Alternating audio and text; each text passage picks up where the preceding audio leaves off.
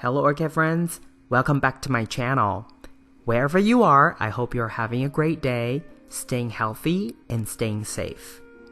Today's video is this orchid's first ever bloom video, and this is a Phalaenopsis Gigabell. It's a cross between gigantea and bellina, and this is the parent's photo, parentage photo for your reference.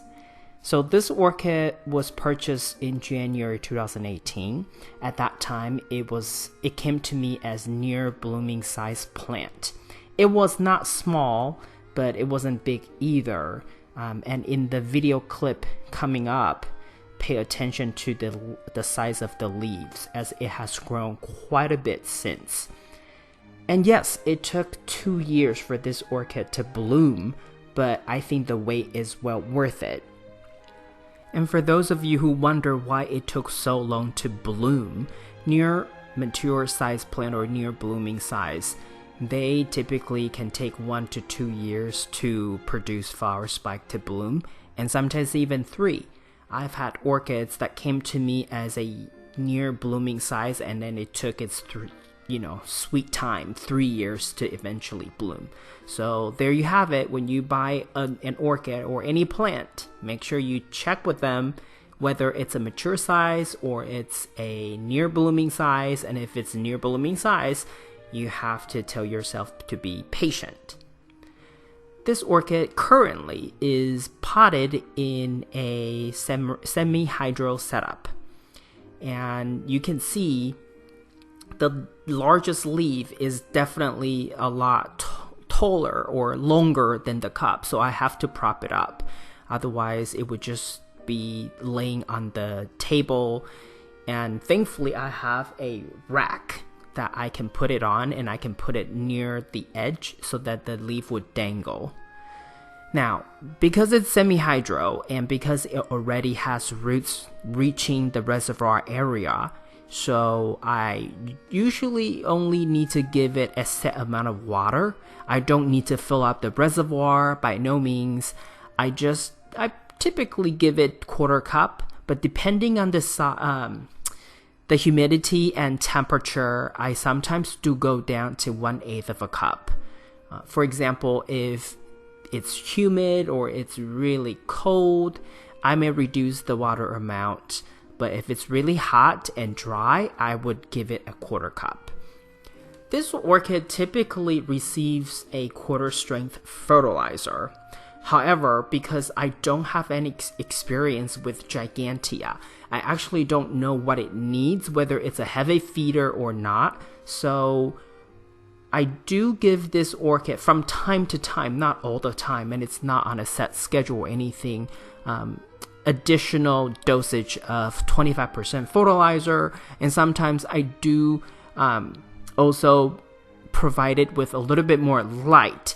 So typically this orchid would be placed on the rack where it would get both LED light and also natural sunlight from the window. So this orchid does receive a little bit more light exposure than other orchids would. I'm just trying to provide as much preferred conditions for this orchid to grow, and thankfully things have worked out well, that this orchid is happy enough to give me a spike, and this year it gave me two blooms, so not bad. Now, I personally always prefer mid-size to small-size orchid. So when I purchased this orchid, it was really more of okay, let's give it a try. Let's see how it goes.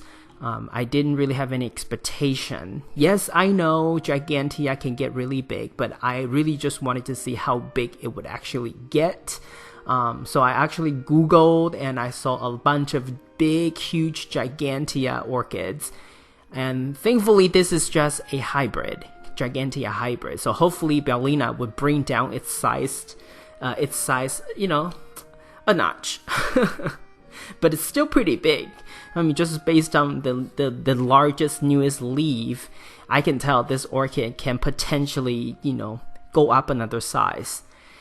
This orchid, since its repot its first repot, it has always been grown in this semi-hydro setup, and the media mixture is a 1-to-1 ratio, one part hydrocorn and 1 part manto clay, and it's doing pretty well, and lots of roots in the pot, even in the reservoir. Yes, there are lots of aerial roots as well, but I'm thinking if nothing is telling me to repot this orchid, I'm just gonna keep it as is, even though a lot of my orchids have been transferred out of the semi-hydro setup with hole, and now I'm adding holes at the bottom of their container, but still use the inner outer cup double cupping method to give me that flexibility for if when I want to leave some water at the bottom, the water can actually go into the inner cup through the holes I drill at the bottom. So that would still be somewhat of a semi-hydro if I want to,